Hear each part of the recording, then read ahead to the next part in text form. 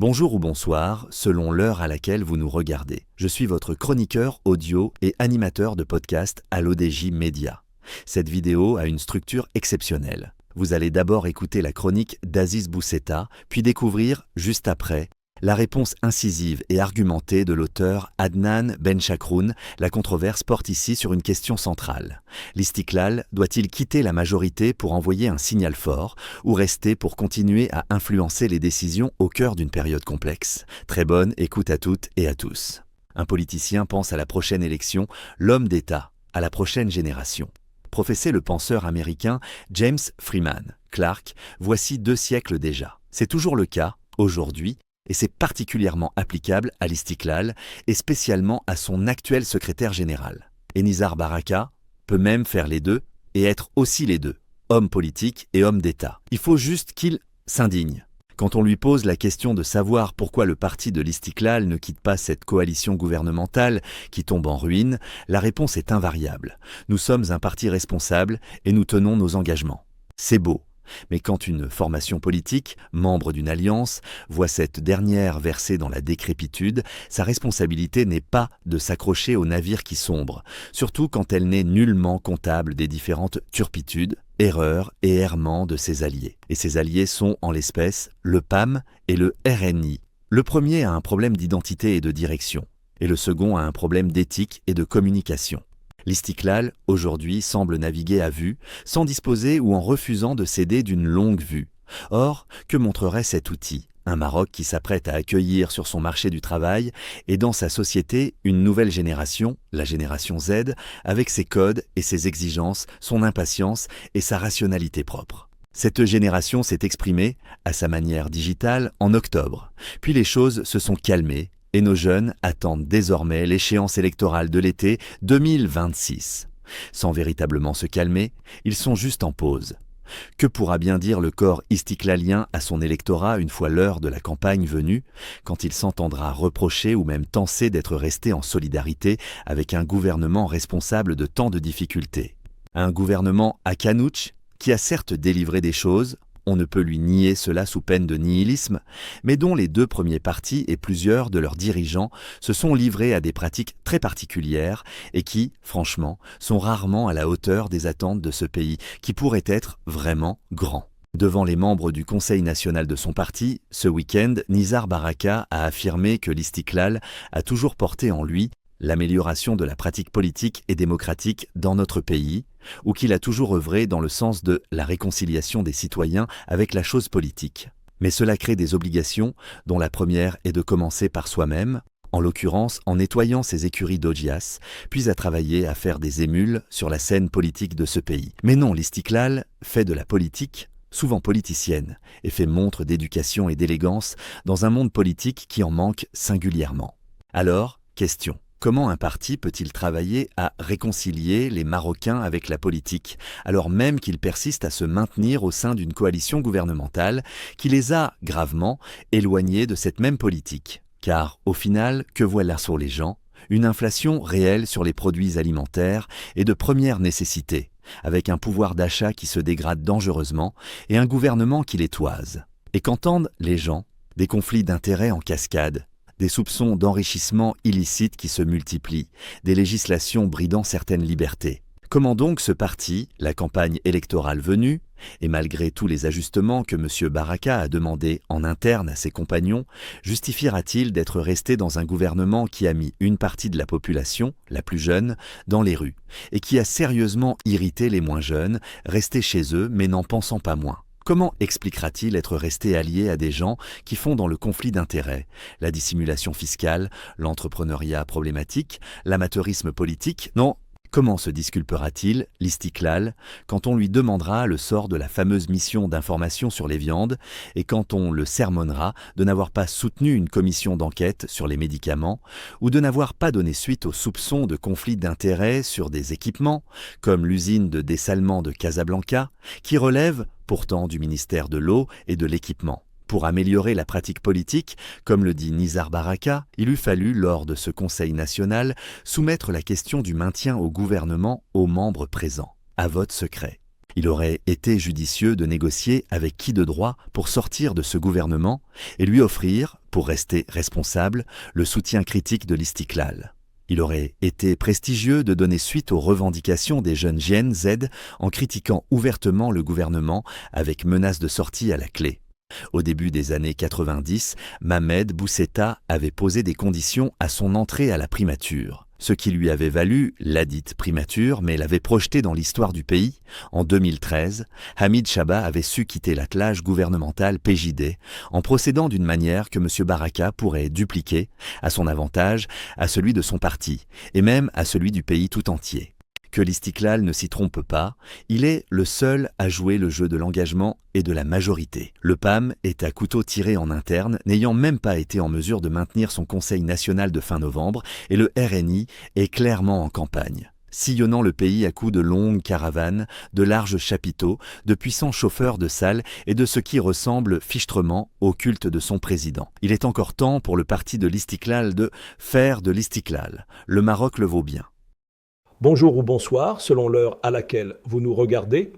Je suis Adnan Benchakroun. Aujourd'hui, je vous propose de revenir ensemble sur ma réponse adressée à Aziz Boussetta, quand la critique devient raccourcie. Cher ami, cher camarade, j'ai lu avec beaucoup d'intérêt comme d'habitude ton article « Pourquoi l'Istiklal doit quitter la majorité maintenant ?» Je te demande la permission d'y répondre amicalement et sans polémique aucune. C'est la règle du débat. Cher ami, cher camarade, il y a parfois des analyses qui se parent d'un ton prophétique, presque messianique, et qui finissent par tourner en boucle sur leur propre certitude. À mon humble avis, ton analyse appartient à cette catégorie, brillant dans la forme, séduisant dans la rhétorique, mais terriblement fragile dans le fond, une démonstration qui se veut implacable, mais qui repose sur un postulat discutable. L'idée que l'Istiklal aurait le devoir moral et presque l'obligation historique de quitter la majorité maintenant, comme si ce geste constituait l'unique voie de salut national. Cette vision binaire, partir, barber, courage, rester compromission, mérite d'être remise à sa juste place. Une opinion. Forte, assumée, mais une opinion, pas une vérité politique. Cher ami, cher camarade, tu commences par idéaliser le geste de rupture, comme s'il suffisait de claquer la porte pour devenir un homme d'État. Ce romantisme politique ignore une évidence. Gouverner, c'est aussi endurer l'imperfection. L'Istiklal n'est pas accroché à un navire qui coule, mais à un pays qui traverse une zone de forte turbulence, comme tous les États qui affrontent inflation mondiale, tensions sociales et recomposition géopolitique. Et je ne parle même pas du projet d'autonomie pour nos provinces du Sud. Sortir aujourd'hui, ce serait offrir un trophée symbolique à l'opinion. Mais ce serait aussi abandonner la table au moment où les arbitrages cruciaux se jouent. Je pense que tu réduis cette complexité à un réflexe pavlovien. Indignez-vous, partez, et l'histoire vous acclamera. Cette logique flatteuse fait de la politique un théâtre, là où elle réclame parfois de la patience, du pragmatisme et même une certaine dose d'ingratitude. Ensuite, je crois que tu t'appuies sur une vision très sélective des faits. Tu charges le RNI et le PAM comme si l'Istiklal vivait en résidence surveillée, victime d'alliés encombrants, presque sans agency politique. C'est une caricature. L'Istiklal a, depuis 3 ans, pesé selon son poids politique actuel sur des textes, sur des réformes, sur des arbitrages. Il a freiné certaines dérives, il a contribué à corriger plusieurs trajectoires. Rester dans la majorité n'est pas une abdication, c'est un levier. On peut reprocher 1000 choses au gouvernement, mais elles sont légitimes, mais réduire toute la coalition à des turpitudes, des errements, des soupçons, revient à transformer un diagnostic politique complexe en pamphlet moraliste. Le rôle d'un parti responsable n'est pas de réagir à chaque secousse par une défection, mais d'évaluer honnêtement où l'impact réel est possible, de l'intérieur, parfois plus que de l'extérieur. Cher ami, cher camarade, tu invoques ensuite la génération Z, devenue depuis quelques mois l'argument en chef de tous les éditorialistes pressés. Oui, les jeunes ont exprimé une colère. Oui, ils attendent 2026. mais leur rapport à la politique n'est pas univoque. Ils sanctionnent l'inaction, mais aussi les gesticulations. Quitter la majorité en 2025 pour envoyer un signal est peut-être un geste fort, mais c'est aussi une pirouette facile. On se lave les mains avant l'examen, puis on dénonce les copies des autres. Tu reproches à l'Istiklal de ne pas avoir organisé un vote interne sur le maintien dans le gouvernement. Étonnante remarque. Le parti vient de tenir son dernier conseil national et personne parmi ses membres n'a demandé de rajouter à l'ordre du jour une telle question. Et entre nous, faut-il vraiment que tout acte politique soit un numéro de transparence télévisée ? Les partis ont aussi des priorités, des stratégies, des séquences. Un vote, oui, mais au bon moment, quand les circonstances politiques l'exigent et surtout quand la question n'est pas instrumentalisée sous la pression éditoriale. Enfin, la comparaison permanente avec Si Bousseta perd ou Shabbat ne tient pas. Les contextes ne sont pas comparables, les coalitions non plus, la nature de l'État marocain en 2025 encore moins. Se réclamer de l'histoire pour prescrire des gestes mécaniques, aujourd'hui, revient à manier la nostalgie comme un outil analytique.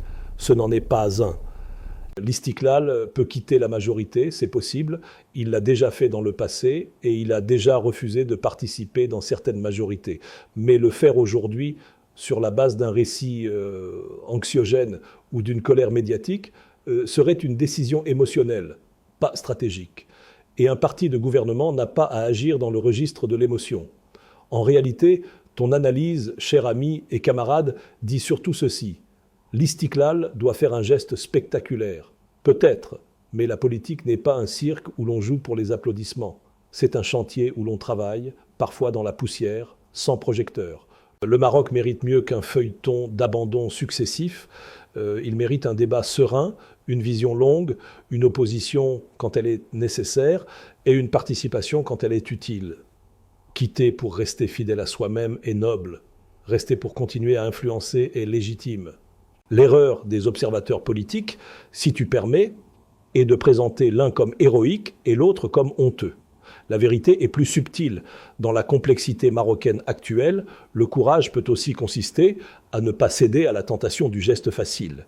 Et cela, l'histoire sait très bien le reconnaître. Avec mes amitiés, j'espère que cette réflexion contribuera à nourrir un débat serein, exigeant et utile. Je vous donne rendez-vous très bientôt pour une nouvelle chronique avec la même volonté de clarté et d'intégrité intellectuelle. À très vite.